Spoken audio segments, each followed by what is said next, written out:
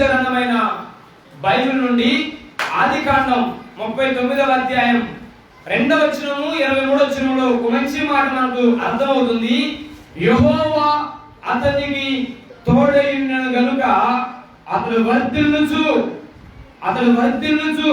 అతని కార్యాలన్నీ సఫలమవుతున్నాయి. స్తోత్రం చెప్పండి.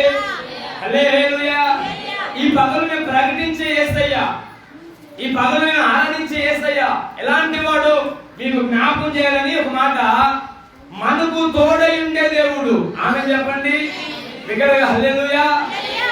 నమ్మి సంగమా ఒక మాట మనం జ్ఞాపకం చేసుకోగలిగితే, యోసేపు గురించి బాగా ఎరిగిన వారు, యోసేపు జీవితం ఏంటో తన పరిస్థితులు ఏంటో సమస్తము తెలుసుకున్న వారు, ఎవరిని ఆధారం చేయాల్సి వచ్చినా, ఎవరిని మాదిరిగా చూపించాల్సి వచ్చినా యోసేపు జీవితాన్ని ప్రతి ఒక్కరూ మాదిరిగా చూపిస్తారు.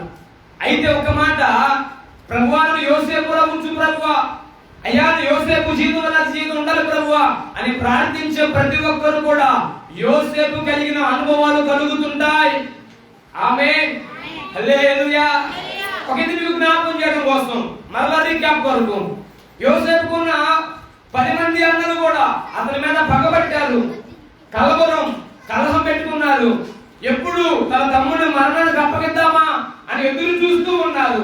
ఏ పాపం పుణ్యం తెలియని వాడు యోసేపు, తండ్రి మంద కాస్తున్న వాడు యోసేపు, దేవుని ఎదుట తండ్రి ఎదుట క్షేమకరంగా భద్రపరచబడిన వాడు యోసేపు, కొరత లేకుండా సర్వసముడు నడిపించబడుతున్నవాడు యోసేపు.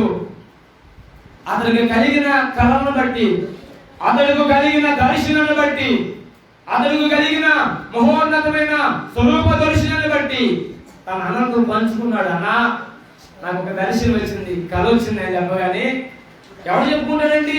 అన్న కాక, అక్క కాక, తమ్ముడు కాక, అన్న కాక మరి ఎవరు చెప్పుకుంటారు? ఒక మాట గుర్తుంచుకో, ఆ కళ చెబితేనే అతని మీద పగెందుకు పెట్టారంటే, మన అభివృద్ధి ముందుగా ఎరిగిన వారు అపవాది మన జీవితాల్లో కార్యం చేస్తుంది. నమ్మితే ఆమె చెప్పండి. మరల మాట ఆలకించండి. మన అభివృద్ధి ఎరిగిన అపవాది మన కుటుంబాలకు నెమ్మది లేకుండా చేస్తుంది. ఆమె చెప్పక హల్లెలూయా, హల్లెలూయా. ముందుగానే పసిగట్టారు అన్నలు, అరే ఈ రోజు కాకుండా రేపైనా యోసేపు చక్కగా ఖచ్చితంగా అభివృద్ధి చెందుతాడు. దేవుడే అతను దర్శించాడు, ఎట్లాగైనా మరణానికి అప్పగించాలా. పన్నాలు పన్నారు, ప్రణాళిక వేస్తారు, వ్యూహం పన్నారు.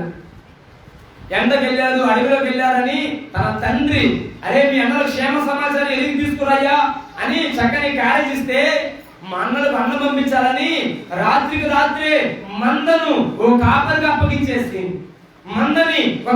అప్పగించేసి అడవిలోకి వెళ్ళిపోయి వాళ్ళందరికి ఆహారంలోకి వెళ్ళిపోతే దూరంగా ఉండే మాట అనుకున్నారు.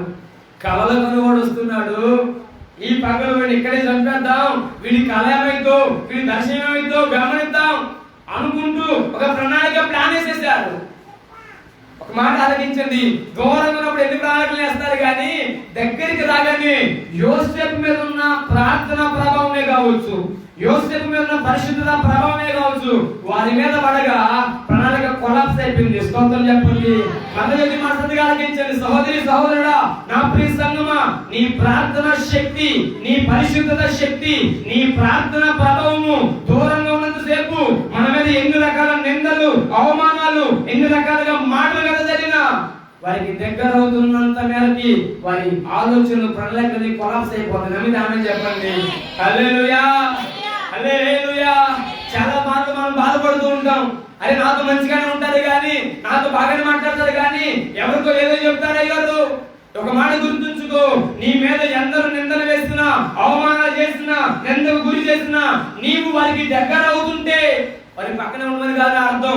నీ ప్రార్థనలో వారి జ్ఞాపకం చేసుకోగలిగితే, నీ పరిశుద్ధతలో వారి జ్ఞాపకం చేసుకోగలిగితే నిశ్చయముగా నీ ప్రభావము వారి మీద పడుతుంది. స్తోత్రం చెప్పండి. హల్లెలూయా.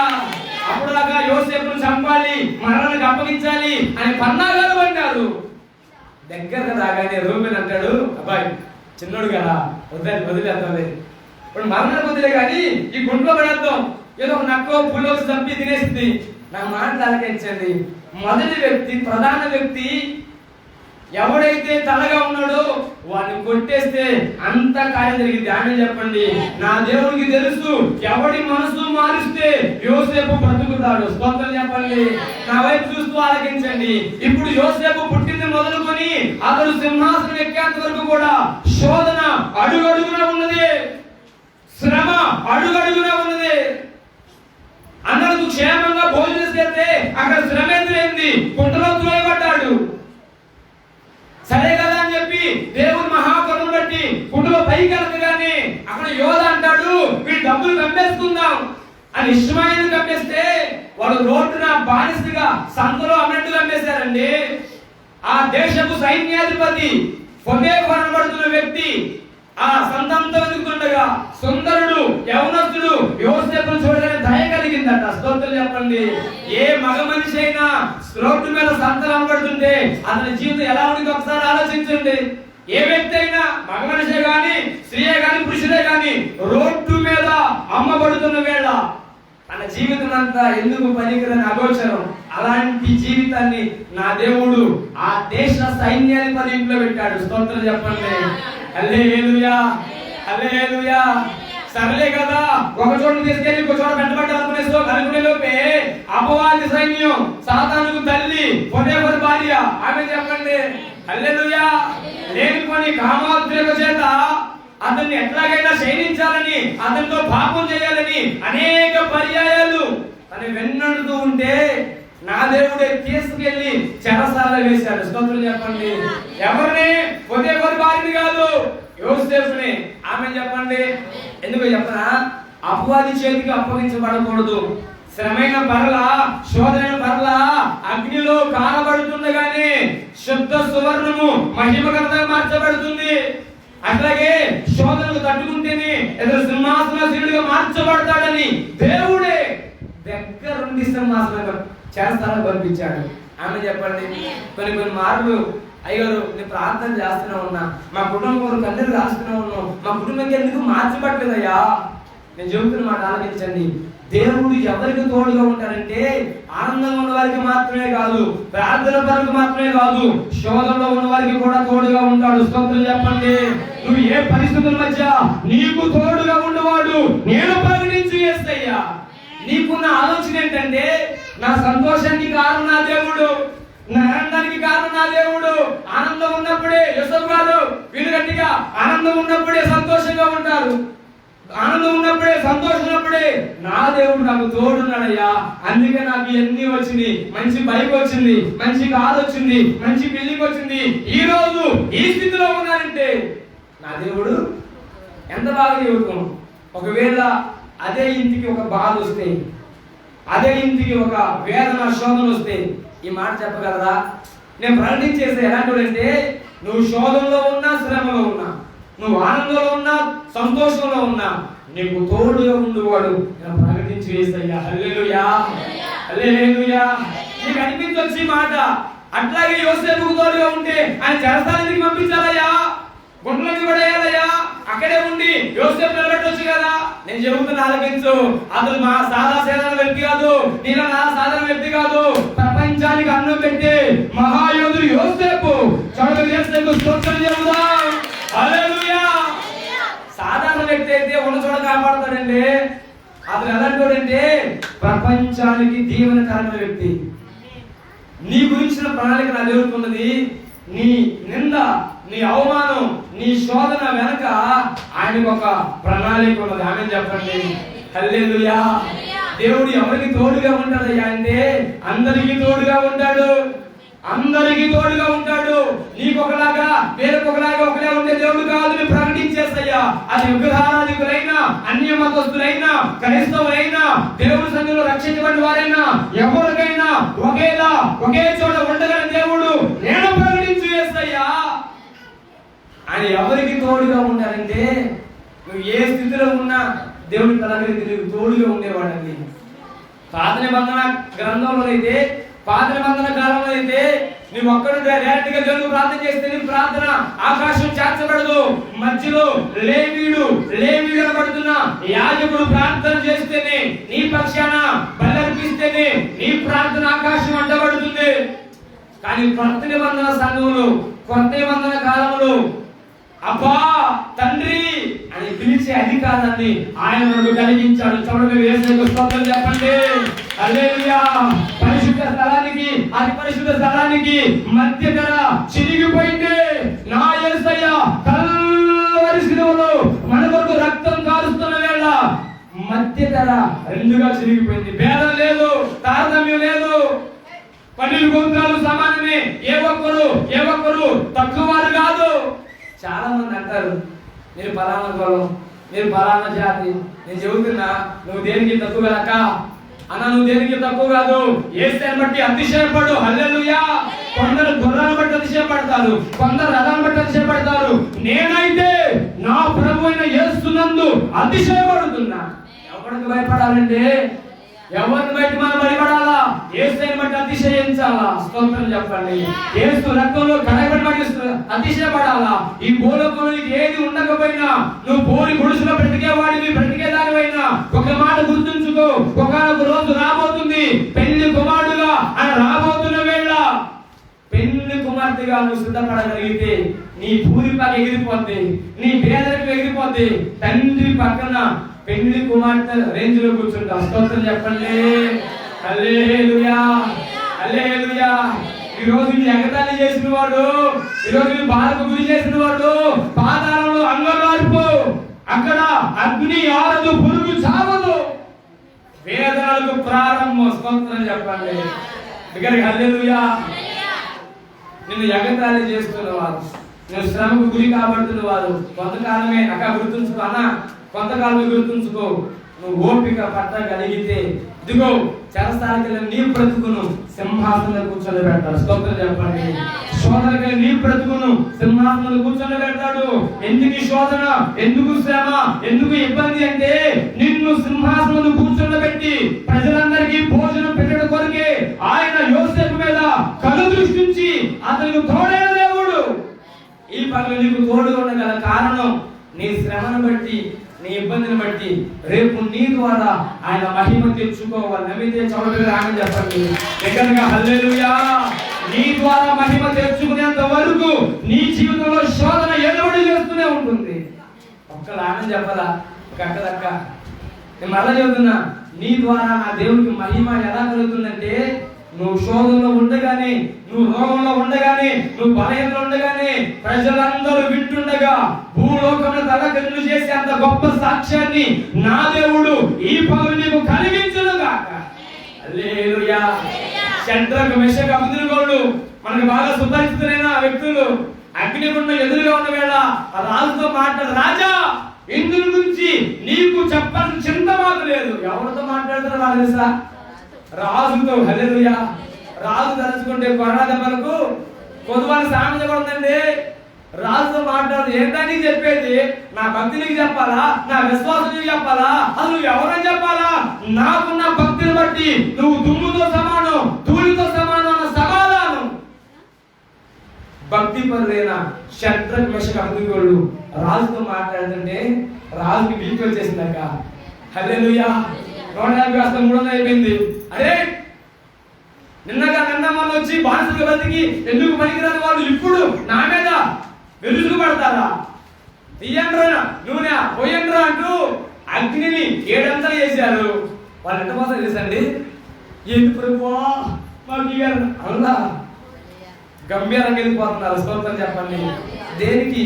అగ్ని గుండానికి. ఒక మాట, దేవుడే కనుక వారికి తోడుగా ఉంటే అగ్ని బలం చల్లార్చలేరండి. నా మాట ఒక మాట చెప్పండి. దేవునికి మహిమ కలగాలని, రాజుకు మార్పు కలగాలని నా దేవుడు అగ్నిలోకి వెళ్ళేలా దేవుడే చేశాడు. షడ్రకు మెషకు అబేద్నెగోలు అగ్నిలోకి వెళ్ళారు. స్తోత్రం చెప్పండి. హల్లెలూయా. ఒక్కసారి విసిరి వేస్తే వాళ్ళు విసిరి వేసిన వారి యొక్క ముఖాలు, చర్మం, కాళ్ళన్నీ కాలిపోయినాయి. విసిరి వేయబడ్డ వారి యొక్క వెంట్రుక కూడా కాళ్ళ. చూడండి, స్తోత్రం చెప్పండి. హల్లెలూయా, హల్లెలూయా. రాజు ఆడంబరంగా, కొందాతనంగా ఒక్కసారిగా జనసమూహం వైపు చూస్తూ నాతో పెట్టుకుంటే ఎలా ఉంటుంది అన్నట్లుగా మాట్లాడిన గుడ్లే అట్లా చూసరికి ముగ్గురు కాస్త నలుగురు అయిపోయారు. ఆమె చెప్పండి. ఎంత అని కళ్ళు తరుముకుంటూ చూసరికి అందులో 4వ వాడు మహిమ గలవాడిగా కనబడుతున్నాడు. నేను చెబుతున్నా, నువ్వు ఏ స్థలంలో ఉన్నా నీకు తోడుగా ఉండే దేవుడు. నేను ప్రకటించే నజరేయుడు యేసు క్రీస్తు ప్రభు రవిదామని చెప్పు విశ్వాసంతో. హల్లెలూయా, హల్లెలూయా. తొందరగా అగ్ని బలమును చల్లారి చేశారు, నీళ్లతో ఆర్పేశారు. అగ్నిలో ఉన్న ఆ షడ్రకు మెషకు అభివృద్ధిని బయటకు లాగితే మరల ముగ్గురు కనబడుతున్నారు. 4వ వాడు లేడు. ఇప్పుడు రాజు అడుగుతున్నాడు కదా, అబ్బాయి ఏంద్ర నీ ధైర్యం? ఇప్పుడు దాకా 4వ వాడు కనిపించాడు ఏంట్రా అంటే, అసలు ఏంటనుకున్నావయ్యా? మా దేవుని అదృశ్య స్వరూపం నీకేం తెలుసు? నాకు తెలుసు కనుకనే నీతో ఎదురాడి మాట్లాడుతున్నా. నేను ఎరిగిన వాడు కనుకనే నీకు ఛాలెంజ్ కలుగుతున్నా. నాకు తెలుసు కనుకనే అగ్నిలోనికి హ్యాపీగా వెళ్ళా. ప్రైజ్ ది లార్డ్, హల్లెలూయా. నువ్వు దేన్ని బట్టి అతిశయపడాలంటే నీకు వచ్చే శ్రమను బట్టి అతిశయపడాలి. ఆమె చెప్పండి. అప్పుడు ఈ మాటకి ఆమె రాట్లా. దేవుడిని దీవిస్తాడంటే హల్లెలూయా. నేను చెబుతున్న మాట గుర్తుంచుకో, నీ శ్రమకు కారణం ఆయన మహిమపరచబడదు. ఆమె చెప్పండి.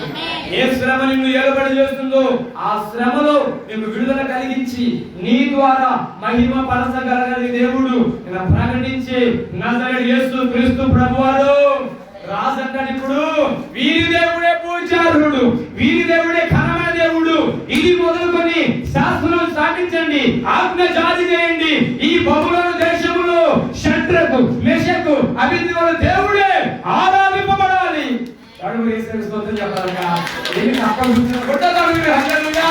అన్య దేశములో యేసును ఆరాధించే భాగ్యం ఎవరు కలిగింది? షడ్రకు మెషకు. వాళ్ళే ఏంది ప్రభువా మాకు బాధ, ఇంత భక్తి చేస్తున్నాయ్యా, ఇంత ప్రార్థన చేస్తున్నాయ్యా అంటే రాజు మార్పు చెందేవాడా? రాజుకు సలహా చెప్పేవాడు ఎవడండి? రాజుకు ఆలోచన చెప్పలేని వాడు ఎవడు? నేను చెబుతున్నా, రాజు లాంటి తాతలు కూడా ఆలోచన చెప్పలేని వాడు యేసు క్రీస్తు రక్తంలో కాయబడిన క్రైస్తవులు బిగగా యేసు రక్తంలో. హల్లెలూయా. నీ ద్వారా నా దేవుడు మహిమపరచగల దేవుడు. నీ డిపార్ట్మెంట్ ఏదైనా, నీ పరిస్థితి ఏదైనా, నీ రంగం ఏదైనా, నీ ఉన్న చోట నిన్ను ఘనపరచగల దేవుడే. నేను ప్రకటించేసయ్యా, ఆయన నీకు తోడై ఉన్న దేవుడు. ఆమె చెప్పండి. ఎవరండి తోడై ఉన్న దేవుడు? చెరసాల కంటే చెరసాలకు వస్తాడండి. ఒక మాట చూడండి, అక్కడ రాయబడింది 39వ అధ్యాయం 22వ వచనంలో, 22వ వచనంలో చెరసాలాధిపతి చెరసాల ఉన్న ఖైదీలందరినీ యోసేపు చేతికి అప్పగించెను. వారు అక్కడ ఏమి చేసిరు అదంతయు అతడే చేయించేవాడు. యెహోవా అతనికి తోడై ఉన్నాడు. చాలండి. ఆ చెరసాలలో ఆ జైల్లో ఏ పని చేసినా ఇప్పుడు యోసేపు చెబితే చేయాలా? ఆయన చెప్పండి. ఒక మాట చెరసాలకి ఎట్లా మాట్లాడతారు బాబాయ్? ఎట్లా మాట్లాడతారు? ఏం చేసుకురా అంటే ఎవడో దొంగతనం నేరం చెప్తాడు. అయ్యా కొద్దిగా పని భార్య నాన్న నిందేస్తుందయ్యా, నేను ఏం పాపం తెలియనంటే అట్లా ఎట్లా ఉంది సార్? నువ్వేం పాపం చేయకుండా నీకు వచ్చినవా? ఏ దోషం నీ మీద నిందేశారా? ఒకలాంటి నిందపడితే మాటలు పడుతుంటే గుండె పిండైపోతున్నా కూడా అక్కడే నిలబడ్డాడు. నేను చెప్పి మాట అనిపించండి. నేను కొట్టేవారు కొట్టరు, తిట్టేవారు తిట్టరు. ఈ మాటలతోనే నీ గుండె కోసేస్తున్న వేళ ఒక మాట గుర్తుంచుకో, నీ కొరకు సింహాసనం కనపడుతుంది. ఆమె చెప్పండి. హల్లెలూయా. వాళ్ళందరూ మాట్లాడితే ఇప్పుడు నా ప్రభు చేసిన గొప్ప కార్యం, అక్కడ చేయించే పనులన్నిటికీ కూడా అధికారిగా యోసేపు చేతికి అప్పగించాడు. ఆమె చెప్పండి. హల్లెలూయా, హల్లెలూయా. యెహోవా అతనికి తోడైండెను కనుక చెరసాల అధిపతి అతని చేతికి అప్పగింపబడింది. దాని గురించి విచారణ చేయకుండాను అతడు చేయనిది యావత్తు యెహోవా సఫలమగునట్లు చేశాను. చెరసాలు మార్చేశారండి. ఖైదీలందరూ మారిపోయారు. ఖైదీలుగా ఉన్న మనసంతా మారిపోయింది. దొంగలు, దోపిడీగాళ్ళు, కామర్తులుగా వాళ్ళు అనేక రకాలుగా ఆ చెరసాలకు వచ్చిన వాళ్ళందరూ కూడా యేసు రక్తంలో కనబడే వారికి మార్చబడ్డారు. ఆమె చెప్పండి. ఎందుకంటే పై విచారణకర్త యోసేపుకు అప్పగించిన తర్వాత మరలా వాళ్ళ వైపు చూడాల. కారణం అక్కడ సమస్య లేదు. ఆమె చెప్పండి. సమస్య ఉంటే అధికారి వెళ్ళి మరలా చెక్ చేస్తాడు. ఇబ్బంది ఉంటే మరలా అధికారి వెళ్ళి మరలా సమాధానం చేస్తాడు. అక్కడ ఏ ఇబ్బంది లేదు. కారణం యోసేపు పరిపాలన. హల్లెలూయా, హల్లెలూయా. మనం అనుకుంటాం, అయ్యా మా దేవుడు మాకు తోడే ఉంటే మా కుటుంబంలో ఎందుకు ఈ శాపం, మా కుటుంబానికి ఎందుకు మరణం? చాలా మంది చెబుతున్నారు మా కుటుంబానికి శాతపడి చేశారని. మా దేవుడే మాకు తోడుగా ఉంటే మాకెందుకు ఇది? నేను చెబుతున్నా, నీ ద్వారా ఆయన మహిమపరచబడిన నిమిత్తం నీకు ఆ శోధన కలుగుతుంది. ఆమె చెప్పండి హల్లెలూయా. ఒకటి శోధనలో నీకు తోడైన దేవుడండి ఆయన. Praise the Lord. ఎవరికి తోడై ఉంటాడో మీకు జ్ఞాపకం చేస్తా. ఇప్పటి వరకు ఆయన అందరికీ తోడైన దేవుడు చెబుతూ మాట్లాడా. అందరికీ శోధనలో వారికి తోడుగా ఉంటాడు, ఆనందంలో వారికి తోడుగా ఉంటాడు, విగ్రహాలకు తోడుగా ఉంటాడు, ప్రతి ఒక్కరికి తోడుగా ఉంటాడు. కానీ ఎవరికి తోడుగా ఉంటాడో ప్రత్యేకంగా బైబిల్ కొన్ని విషయాలు చెబుతుంది. చూస్తారా? నిర్గమకాండం 3వ అధ్యాయం 21వ వచనం. నిర్గమకాండం 3వ అధ్యాయం 21వ వచనం. మోషే ఆ మనిషితో నివసించుటకు సమ్మతించెను. అతడు తన కుమార్తె అయిన ఆమె ఒక కుమారుని కన్నప్పుడు నేను అన్య దేశములో పరదేశినని అనుకొని గెషెము అని పేరు పెట్టెను. చదువునా? అలాగున అనేక దినములు జరిగిన మీదట ఐగుప్తు రాజు చనిపోయెను. వెట్టి పనులను బట్టి నిట్టూర్పులు విడుచుచు తమ వెట్టి పనులను బట్టి వారు పెట్టిన మొర దేవుని యొద్దకు చేరెను. కాగా దేవుడు వారి మూలుగులు విని అబ్రాహాము ఇస్సాకు యాకోబులతో చేసిన నిబంధనను జ్ఞాపకము చేసుకొనెను. స్తోత్రం చెప్పండి. హల్లెలూయా, హల్లెలూయా. 13వ అధ్యాయం 22, 21 చదువుకున్నాం. క్షమించండి, 3 కాదు 13, 21, 22. వారు పగలు రాత్రియు ప్రయాణము చేయనట్లుగా యెహోవా త్రోవలో వారి నడిపించుటకై పగటి వేళ మేఘస్తంభములోను వారికి వెలిగించుటకు రాత్రి వేళ అగ్ని స్తంభములోను ఉండి వారికి ముందుగా నడుచుచూ వచ్చెను. ఆమె చెప్పండి బిగ్గరగా హల్లెలూయా. తలల పైకెత్తి నాకు బిగ్గరగా స్తోత్రం చెబుదాం. హల్లెలూయా. దేవుడు ఎవరికి తోడుగా ఉంటాడు, ఎవరు నడిపిస్తాడు అంటే అక్కడ రాయబడిన మొదటి మాట, వారు పగలు రాత్రియు ప్రయాణము చేయనట్లుగా యెహోవా త్రోవలో వారిని నడిపించుటకై పగలు మేఘస్తంభముగా రాత్రి అగ్నిస్తంభముగా వారి మధ్య ప్రకాశిస్తున్నాడు. ఆమె చెప్పండి. వారిని ఎలా నడిపిస్తున్నాడంటే పగలు మేఘస్తంభముగా రాత్రి అగ్నిస్తంభముగా తోడై వాళ్ళు నడిపిస్తున్నాడండి. ఇప్పుడు ఆలోచించండి, అసలు ఎవరు నడిపిస్తాడు, ఎవరికి తోడై ఉంటాడు అంటే ప్రయాణం చేసే వారికి తోడుగా ఉంటాడు. ఆమె చెప్పండి దగ్గరికి హల్లెలూయా. ఎవరికండి? ప్రయాణం అంటే నీ ప్రయాణం కాదక్క. బైబిల్ ఒక ప్రయాణం ఉంది, బైబిల్ ఒక యాత్ర ఉంది. ఇశ్రాయేలు జనాంగం అంతా ఐగుప్తు నుంచి కానానుకు ప్రయాణం చేస్తున్నారు. ఆ ప్రయాణం అనగా ఐగుప్తు అనగా లోకము నుండి కానాను అనగా పరలోకానికి ప్రయాణం చేసే బిడ్డవే నీవైతే నీ యాత్రలో నీ ప్రయాణములో తోడుగా ఉండు దేవుడు. ప్రకటించు యేసయ్యా. నీ ప్రయాణం ఏదై ఉండాలంటే విజయవాడ ప్రయాణం కాదు, హైదరాబాద్ ప్రయాణం కాదు, నీ ప్రయాణం పరలోక ప్రయాణమై ఉండాలా. స్తోత్రం చెప్పండి. నీ ప్రయాణం వాగ్దాన దేశ ప్రయాణమై ఉండాలా. నీ ప్రయాణం వాగ్దాన దేశ ప్రయాణమై ఉండాలా. స్తోత్రం చెప్తారా? నీ యాత్ర నీ ప్రయాణానికి ముందు దేవుడు ఎలా ఉంటాడంట? పగలు నా వైపు చూస్తారక్క, పగలు రాత్రి అగ్ని స్తంభంగా. Praise the lord. హల్లెలూయా. పగలు మేఘస్తంభమై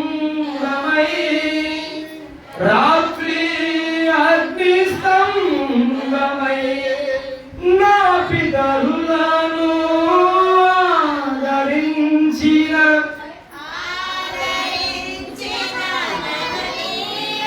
హల్లెలూయా. మన పితరులు నడిపించిన దేవుడు మనం నడిపించేవాడు. నీ ప్రయాణం ఎట్లా ఉండాలంటే పరలోకానికి సిద్ధపడుతుండాలా. అక్క ఎక్కడ సిద్ధపడుండాలా? కొంచెం గట్టి చెప్పు. చేతి చెప్పరా కొంచెం గట్టిగా. ఎట్లా? వా ఇంతమంది ఉన్నారు. పరలోకానికి అనండి. అప్పుడు ఎంత గట్టికి వచ్చింది ఇప్పుడు. హల్లెలూయా. అయ్యో పరలోకానికి ఎంత పాపం చెప్పు. నువ్వు అడగదు మరి కానీ. అవును కదా? నీ భక్తి మార్గాలట, నీ యాత్ర మార్గాలు దేవునికి అతి ప్రియములంటూ దేవుడు మాట్లాడతాడు. నీ భక్తిలో నువ్వు ఎటు ప్రయాణం చేసినా నీకు తోడైన దేవుడు ఆయన. నీ భక్తిలో, నీ ప్రార్థనలో నువ్వు ఎటు ప్రయాణం చేస్తున్నా నీకు ముందుండే దేవుడు అండి. వెనక ఫరో సైన్యం తరుగుతుంది, వెనక శత్రు సైన్యం తరుగుతుంది. ఎర్ర సముద్రం దగ్గరే గడగడ ఉరిగిపోతున్నారు ఇశ్రాయేలు జనాంగం అంతా. ప్రభు అంటాడు, అబ్బా ఎందుకు ఆగిన సాగిపో, ఆగమాకు సాగిపో. ఏంటయ్యా సాగేది? ముందు ఎర్ర సముద్రం, వెనక ఫరో సైన్యం. ఎట్లా సాగిపోమంటావు? నీ జీవితంలో శోధన వచ్చినా, ఇబ్బంది వచ్చినా ఆగిపోకుండా సాగిపోయే వారికి తోడుగా ఉండు దేవుడు ప్రకటించు యేసయ్యా. అది శోధనే గాని, అది ఇబ్బందే గాని, నీ అవమానమే గాని, అది నీ నిందే గాని, ఏదైనా ఆగిపోగా నీ భక్తిలో నువ్వు సాగిపోతున్న వారికి తోడుగా ఉండు దేవుడు నేను ప్రకటించే యేసయ్యా. ఇప్పుడు నా మాట అడుగుతా, చెప్తారా? ప్రయాణం చేస్తారు. వెనక వస్తున్నారండి ఫరో సైన్యం అనండి. ఇప్పుడు దేవుడు ఫరో సైన్యానికి తోడుగా వస్తున్నాడా, లేకపోతే ఇశ్రాయేలు జనాంగానికి తోడుగా వస్తున్నాడా? ఇశ్రాయేలు జనాంగానికి తోడుగా వస్తున్నాడు. కాబట్టి ఎర్ర సముద్రం వాళ్ళు కొట్టులు మునిగిపోయారు, వీళ్ళు అవతల వెళ్ళిపోయారు. కారణం వీళ్ళకి చీకటి పగలు అర్థం కాకుండానే ప్రయాణం చేస్తున్నారు. వారికి చీకటి అర్థం అవుతుంది, పగలు అర్థం అవుతుంది. స్తోత్రం చెప్పండి. నువ్వు భక్తిలో ఉన్నప్పుడు, నువ్వు ప్రార్థనలో ఉన్నప్పుడు, నువ్వు పరిశుద్ధతలో ఉన్నప్పుడు దేవుని తోడు ఉన్నంత వరకు నువ్వు ఏ ప్రయాణాలు చేసినా నీ యాత్ర మార్గాలు దేవునికి అతి ప్రియములు అని కీర్తన గ్రంథంలో రాయబడినట్లుగా, 80వ కీర్తన రాయబడినట్లుగా. ఇప్పుడు చూడాల్సిన పని లేదు. నాతో మీకు వచ్చేదే బాధ.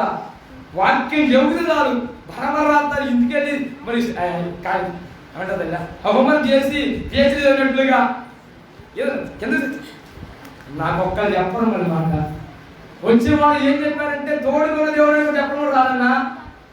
అందుకే నాకు తెలిసే మీకు వాక్యాలు చూపించావు సామాన్యంగా. Praise the Lord. నీ యాత్ర మార్గాలు దేవుడికి అతి ప్రియములు. ఎవరికి తోడుగా ఉంటారంటే నీ ప్రయాణానికి తోడుగా ఉంటారండి.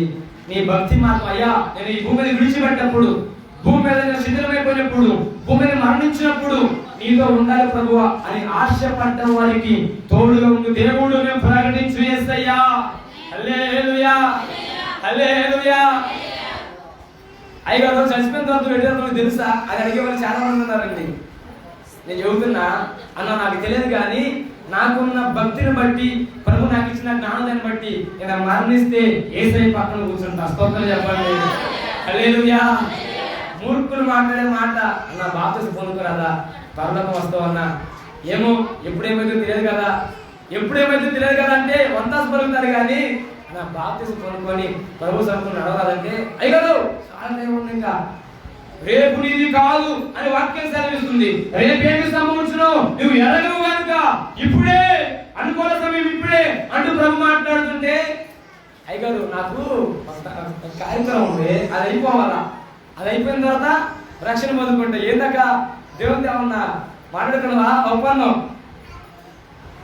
ధనవంతుడు అంటాడు నా కొట్లను సంపాదించుకొని నా ప్రాణమా తిరుము త్రాగము సంతోషించుము అనుకుందాం అనుకునే లోపే గౌతమ్ చెన్నది, అబ్బాయి ఇప్పుడే నీ కోసం వచ్చేసాం, నువ్వు త్వరగా వచ్చి అలా స్తోత్రం చెప్పండి. హల్లెలూయా, హల్లెలూయా. అన్ని సమకూర్చుకొని ప్రభు మార్గం వెళ్దామంటే నీ వల్ల కాదు, నీ జీవితం పట్టింది, నీ మాట చెబుతున్నా. అన్ని చక్ర పెట్టుకొని మొత్తం మార్చుకొని ఇంకొక మాట చెప్పనివ్వండి, అవి మంచి పరిస్థితులుగా ఉండి ప్రభు మార్గం నడవాలంటే నువ్వు చచ్చిపోయినప్పుడు మార్గం. ఆమె 10 మంది అంటారు నాతో, అయ్యారు నేను మొత్తం వదిలే అనుకుంటున్నా, నేను మళ్ళీ ఎదురు లైవ్ మాట్లాడుతున్నా, నీ జీవితం పట్టినా కూడా మారలేవు. Praise the lord. ఈ మీ భర్తతో చెప్పండి, మీ భార్యతో చెప్పండి. మందిరం రమ్మంటే నేను కొన్ని మార్చుకోవాల్సి ఉంది అమ్మాయి, నేను మార్చుకోలేకపోతున్నా. ఈ మాట చెప్పండి, నీ జీవితం బట్టి మార్చుకోలేదు చెప్పు. యేసయ్య మాట మార్చింది. హల్లెలూయా. దేవుని స్వరము రాళ్ళను ఏనచగల స్వరం, దేవుని స్వరం. Praise the lord. బండలను బద్దలు చేయగల స్వరం, దేవుని స్వరం. హల్లెలూయా, హల్లెలూయా. ఇదిగో నీ ప్రయాణంలో తోడుకొని దేవుడు నేను ప్రకటించేస్తాను. మాట ముగించేస్తా. చాలా మాట సిద్ధపడ్డా, 5 మాట సిద్ధపడ్డాక ప్రభు ఆత్మ ఆకాశం ఎక్కడే కానీ ఎందుకు ముందుకు కొనసాగుతా. Praise the lord. ఒక మాట చూడండి, సమూయేలు రాసిన మొదటి గ్రంథం, సమూయేలు 18వ అధ్యాయం 14వ వచనం. సమూయేలు రాసిన మొదటి గ్రంథం 18వ అధ్యాయం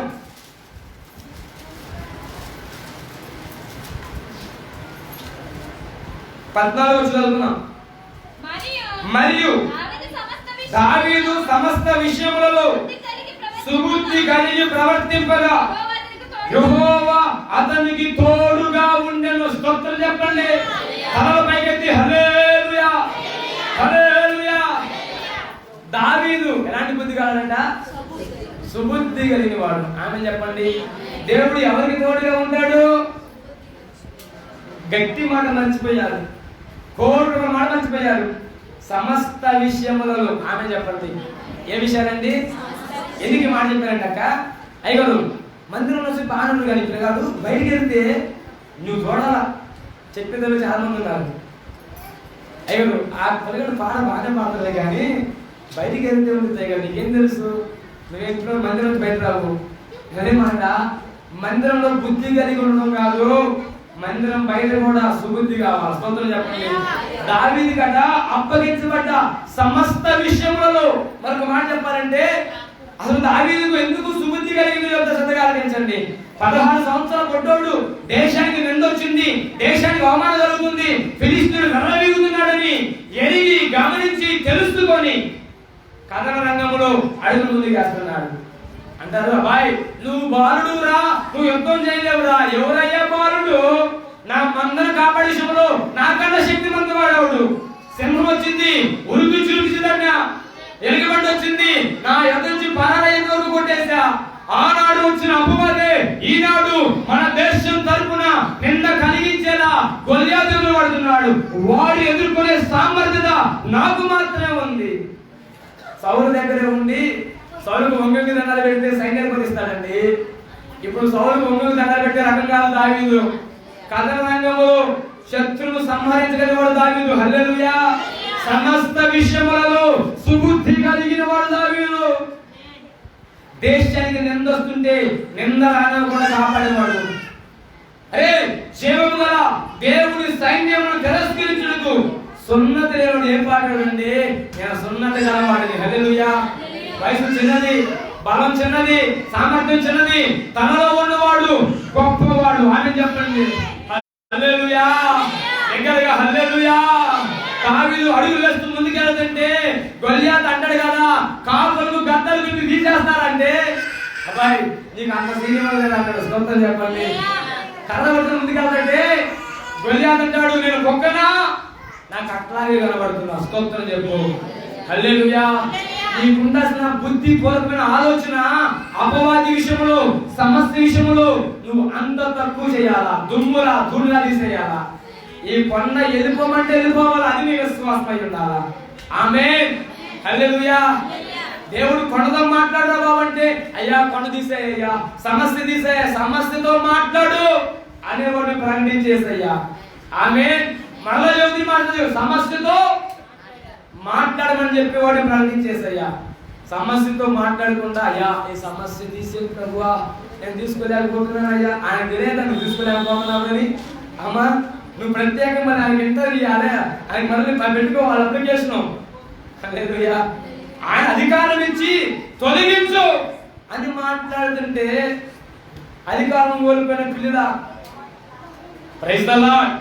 ఇప్పుడు దావీదు అంటాడు, ఖచ్చితంగా నేను మాత్రం ఇదే భూమిలో పడుకోబెడతానంటూ మాట్లాడుతుంటే అడుగు ముందుకేసే లోపే తన దగ్గర ఒకే ఒక రాయితో దావీదు గొల్యాతును పడుకోబెట్టేశాడు. త్వరగా ఉరికెళ్ళి గొల్లియాతు కత్తితోనే గొల్లియాతు మెడ నరికేశాడు. స్తోత్రం చెప్పండి. ఇప్పుడు వచ్చిన తెప్పలు ఏంటంటే, అప్పుడు దాకా బాగానే జనం ఉన్నారు, పుట్టోడు అనుకున్నారు, కానీ దావీదును చూస్తుంటే సౌలుకు 1000 కొలది, దావీదుకు 10,000 కొలది, సౌలుకు 1000 కొలది, దావీదుకు ఈ 10,000 కొలది విని సౌలుకి కోపం వచ్చేసిందన్న. అప్పుడు దాకా దావీదు ఒకలాంటి గౌరవం, మర్యాద, ప్రేమ ఉన్న సౌలు, అరే నన్ను కన్నా దావీదు కనపరుస్తున్నారని చెప్పేసి సౌలుకు విషపు చూపు వచ్చేసిందట. 21 మార్లు దావీదు చంపాలని ప్లాన్ చేస్తే దేవుడు తోడుగా ఉండి దావీదును తప్పించాడు. స్తోత్రం చెప్పండి. రాజు ప్లాన్ వేసిన తర్వాత, రాజు ప్రణాళిక వేసిన తర్వాత తప్పించుకునేవాడు ఎవడండి? ఎవడ వల్ల కాదు, ఈ బాగా ప్రకటించేసే మాత్రమే నిన్ను నన్ను తప్పించగల సమర్థుడు. అన్ని ఆమె చెప్పు. 21 మార్లు, ఒకసారి కాదు, 2 సార్లు కాదు, ప్రణాళిక వేసి వ్యూహం పన్ని, పన్నాగం పన్ని, ఇక రహస్య కూడా ఏర్పాటు చేసిన తర్వాత కూడా రాజు చేతుల్ని తప్పించుకున్న సామర్థ్యం దావీదుకు కలిగిందంటే సమస్త విషయములలో ఎలాంటి బుద్ధి కలవాడంట? సుబుద్ధి కలిగిన వాడు. ఆమె చెప్పండి. ఏ విషయాలండి? ఏ విషయమైనాక నువ్వు మందిరంలో ఉన్నప్పుడు మాత్రమే మంచి బుద్ధి కలిగి కాదు, పోనీ నీ ఇంట్లో ఉన్నప్పుడు మాత్రమే మంచి బుద్ధి కాదు, ఎవరు లేనప్పుడు నువ్వు ఏ చోట ఉన్నా నీ సుబుద్ధి బయటకు కనబడాలి. నింద తొలగిపోవడం కోసం ఒంటరిగా దిగాడండి కథారంగంలోకి. అరే సౌలు సైన్యం తలుచుకుంటూ ఉన్నారండి, నిజముగా ఇశ్రాయేలును జయించేవాడు వీడే అని ప్రగల్భాలు పలుకుతున్నారు. లోపల ఉన్నారు. మామూలు తిండిగా తినేది వీళ్ళు, మిలిటరీ భోజనం, ఒక్కొక్కరు తిండి ఒక గ్రామం హ్యాపీగా బతకొచ్చు. అలాంటి భోజనం తినుకుంటా వీళ్ళు మాట్లాడే మాట అదే అన్నా, సావో రేపు దేవుని పక్షం నిలబడతా అనాల్సిన వాళ్ళు ఆ మాట అంటా. సావో రేపు అయితే ఇంత ఆహారం పెట్టిన ఈ ప్రజలకి ఖచ్చితంగా కాపాడాలి అనే సామర్థ్యం ఎవరికి లేదు. పిల్లిలో దాక్కుంటే పిల్లిగా ఉన్నవాడు నా దేవుడు పులిగా మార్చేశాడు. స్తోత్రం చెప్పు. హల్లెలూయా. సమస్త విషయంలో సుబుద్ధి కలిగిన వాడు దావీదు. యెహోవా అతనికి తోడై ఉన్నాడు. ఆమేన్. ఇక్కడికి హల్లెలూయా, హల్లెలూయా. సంగమా అరణ్యం పాలయ్యాడు, ఎవరు తోడలేదనుకున్నాడు. దేవుడు అవకాశం ఇస్తే, సౌలుని చంపాల్సిన అవకాశం ఇస్తే అన్నాడు కదా, అభిషక్తుని నేను ముట్టకూడదు అని భయంతో గజగజలాడుతూ ఆగిపోయాడు. చివరికి ఒక గుహను దొరికితే, నేను వచ్చా, నా స్థానం ఇక్కడ ఉంది, నేను నిరూపించుకోగలను, నేను మరణానికి అప్పగించగలను అని తెలియజేయ్యా, కనీసం చంపొద్దులే అని నా తోటి వాళ్ళు చెబుతుంటే సౌలు పడుకున్న వేళ తన యొక్క షర్టును చింపేసుకొని తీసుకెళ్ళిపోయాడు. సౌలుకి అర్థమైంది, అరే దావీదు వచ్చాడు. రాజు మీద చేసే ధైర్యం, సౌలు మీద చేసే ధైర్యం ఎవరికి లేదు, దావీదు తప్ప. స్తోత్రం చెప్పండి.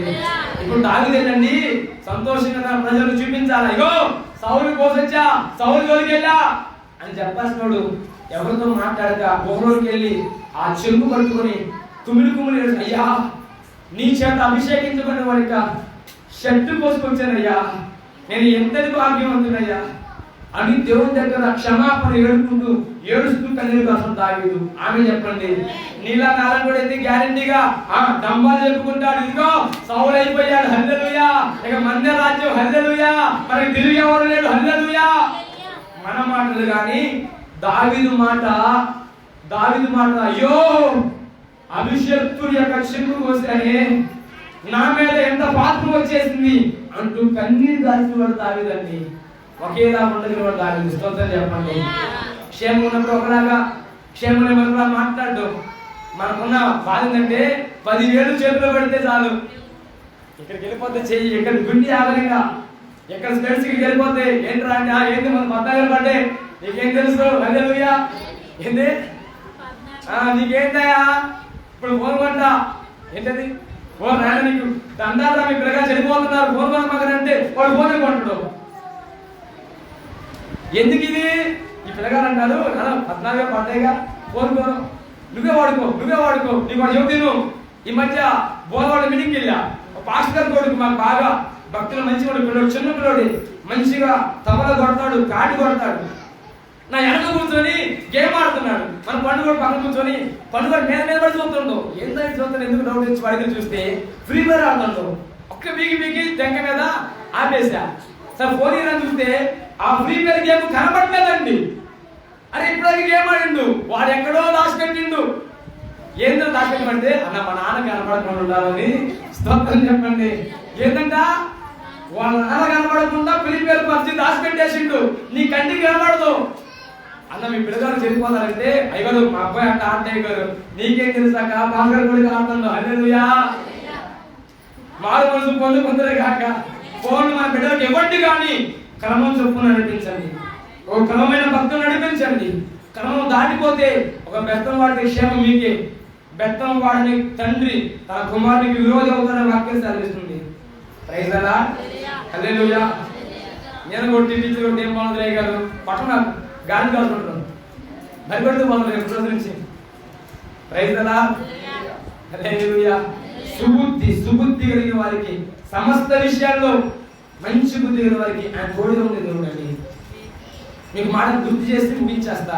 2వ రాజుల గ్రంథం 18వ అధ్యాయం 6వ వచనం నేను చూద్దాం ఆలోచించాను. 2వ రాజులు 18:6 అతడు యెహోవాతో హత్తుకొని ఆయనను వెంబడించుటలో వెనక తీయక ఆయన మోషేకు ఆజ్ఞాపించిన ఆజ్ఞలన్నిటినీ గైకొనుచుండెను. కావున యెహోవా అతనికి తోడుగా ఉండెను. స్తోత్రం చెప్పండి హల్లెలూయా హల్లెలూయా. దేవుణ్ణి హత్తుకున్న వారికి ఆయన తోడుగా ఉండే దేవుడు అండి. ఈ మాట చెప్పండి, దేవుణ్ణి హత్తుకోవాలి. ఈ మాట గట్టిగా నా వైపు చూడండి అందరూ కూడా, దేవుణ్ణి హత్తుకోవాలి. హత్తుకోవడం అంటే ఎట్లా అన్న, ఎవరైనా హత్తుకున్నాం అనుకోండి, కావు గురించుకున్నాం అనుకోండి, మధ్యలో గ్యాప్ ఇస్తుందా, మధ్యలో కనబడుతుందా? నేను చెప్పే మాట, నీ భక్తిలో నీ ప్రార్థనలో నువ్వు దేవుని హత్తుకోవడం అంటే నీకు దేవునికి మధ్య ఇక వేరే కనబడకూడదు. స్తోత్రం చెప్పండి. అట్లాంటి వాడికి ఆయన తోడుగా ఉంటాడు. ఆమె ఆ తర్వాత మాట్లాడబడుతుంది కదా, యెహోవా అతనికి తోడుగా ఉండెను, తాను వెళ్ళిన చోటునెల్లా అతడు జయము పొందెను. చవట దగ్గరగా యేసయ్యకు స్తోత్రం చెబుదాం. హల్లెలూయా. ఎవరు విజయం పొందుకుంటారు, ఎవరు జయం పొందుకుంటారు అంటే దేవుడిని హత్తుకున్న వారికి జయము పొందుకుంటారు. జ్ఞాపకూడదు, నేను దేవుడిని హత్తుకుంటున్నా కదా, నాకెందుకు జయం రావట్లేదు? ఒకటే, నువ్వు సరిగా హత్తుకోవాలా. ఆమేన్. Praise the lord. తాను వెళ్ళిన చోటల్లా జయం జయం జయం. దేవుని హత్తుకున్న వారికి జయం కలుగుతుంది. చివరిగా మొదటి మాట ఆదికాండం 39వ అధ్యాయము 12 చదువుకుందాం. ఈ మాట మనం చేస్తా. 39:12 ఆదికాండం. అప్పుడు ఆమె అతని వస్త్రం పట్టుకొని తనతో శయనింపమని చెప్పగా అతడు తన వస్త్రమును ఆమె చేతిలో విడిచిపెట్టి తప్పించుకొని బయటికి పారిపోయాను. ఆమె చెప్పండి దగ్గరగా హల్లెలూయా హల్లెలూయా. దేవుడు ఎవరికి తోడుగా ఉంటాడంటే పాపానికి దూరంగా పారిపోయిన వారికి తోడుగా ఉంటాడు. ఆమె నా మాట ముగింపులో మాట గుర్తుంచుకోండి, పాపానికి దూరంగా పారిపోయిన వారికి ఆయన తోడుగా ఉంటాడు. యోసేపుతో పాపం చేయాల్సిన పరిస్థితి ఏర్పడ్డా, వ్యభిచారం చేయాల్సిన పరిస్థితి ఏర్పడ్డా దూరంగా పారిపోయాడు. ఒక ఇంత శోధన శ్రమ చెరసాల ఎదురైనా కూడా నా దేవుడు యోసేపు మీద కను దృష్టించాడు. ఆయనకు తోడుగా ఉన్నాడు.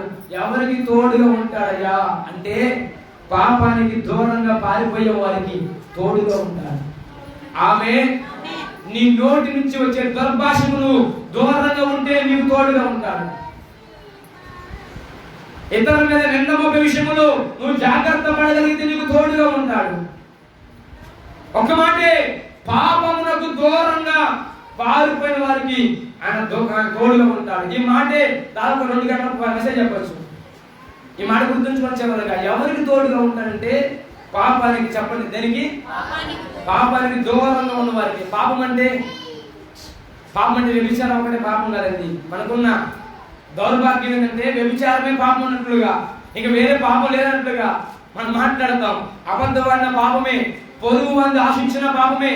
నీ కొడుకు బాగా అవుతుందా అయిపోయాను మీ మాట 10 చెప్పాడు బాగా, 10 ఆజ్ఞలలో ఏది తక్కువైన పాపమే. ప్రైజ్ ది లార్డ్ హల్లెలూయా. జాగ్రత్త. పొరుగు వారిని ఆశించిన పాపమే. నీ ఉద్యోగంలో గుండు పిన్ ఆశించిన పాపమే. ఏంటిది? మా ఇంట్లో మా అబ్బాయికి గుండు పిన్స్ లేదు, తెచ్చుకో, ఆయన వేస్తాడు. నీ ఉద్యోగంలో నమ్మకస్తుడిగా ఉండాలా, నీ వ్యాపారం నమ్మకస్తుడిగా ఉండాలా. పక్క వారిని చేయబెట్టి నువ్వు పైకి ఎక్కదా ఉంటే నీమే చేయబెట్టి ఆయన ఉన్నాడు అసలు ఆయన. హల్లెలూయా. ఈ గుర్తుంచుకో, ఈ చిన్న చాలా మంది గుర్తుంచుకోరండి. పాపానికి దూరంగా పారిపోయే వారికి తోడు ఉండే దేవుడు నేను ప్రకటించే యేసయ్యా. ఉన్నత స్థలంలో నిలబెట్టిన దేవుడు నేను ప్రకటించే యేసయ్యా.